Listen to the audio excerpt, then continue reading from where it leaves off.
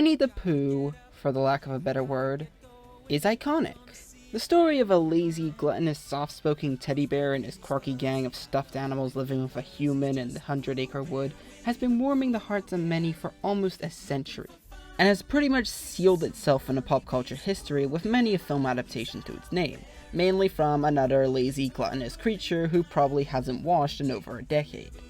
And after idolizing the silly old bear myself for almost 2 decades, the original book by A.A. Milne had finally hit the public domain, and lo and behold, like they were actively waiting for this to happen, there was already a film based on Pooh Bear ready to go, and it's a horror film.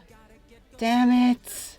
Now, in the film's defense, I was actually really excited to see this one, because how are you supposed to turn something that is this wholesome into something this terrifying? Well, the short answer is, they don't. This is one of the funniest horror movies I have ever seen in my life, and that's the problem. I don't think it was meant to be funny. The tone is way too serious for its own good, and there are no signs of the whole ordeal being a little tongue-in-cheek, but it's a horror movie about Winnie the freaking Pooh. How would you not burst out into laughter because of that premise alone? But besides that, it is just your run-of-the-mill slasher with annoying characters getting axed off one by one, which results in the final girl facing off against the big foe at the end. And that's it. It is your typical slasher movie. It also has a premise that is as scary as a bad creepypasta. I'm surprised they didn't make this a found footage movie and renamed it to something like 100 Acres EXE or something like that. But besides all those, the rest isn't really worth talking about. Looking back, it is kind of boring. This movie is so generic that the only joke I can make about it is, hey, Pooh and Piglet kill people. Ha ha. Seriously, you have to try this hard to make a movie that is so boring that even I can't muster up the urge to joke about it, since what am I even supposed to work with here? Either than, of course, making fun of Pooh Bear's character design.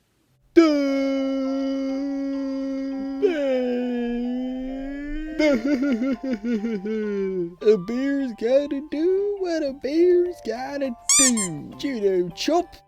I will say, though, that the practical effects are pretty good, and I do genuinely like the design of, well, I can't really call him Piglet anymore because of his size, so Hog?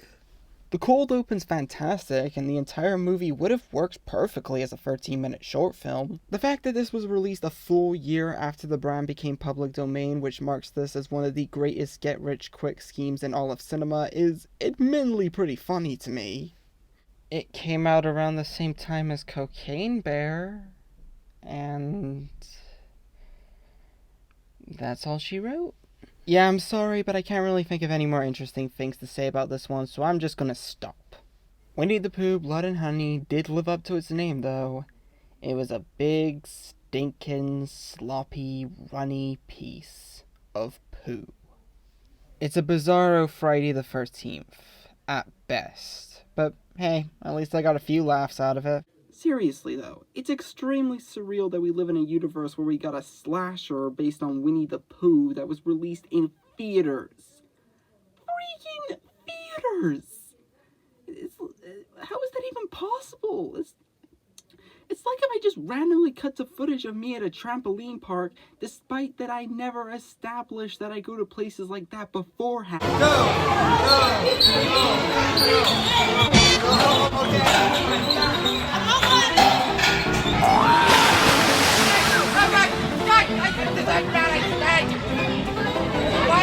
Okay, I'm rolling around like a little bunny rabbit thing.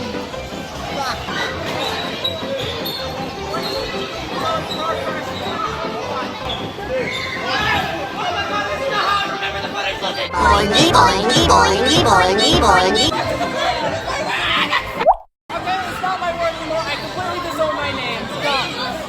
You will be.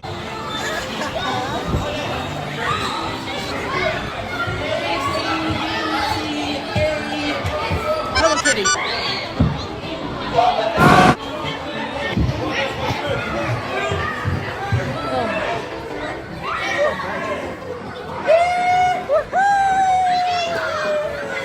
Oh, hey, look, a giant ball.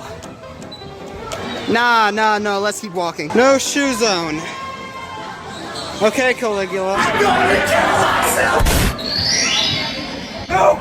No!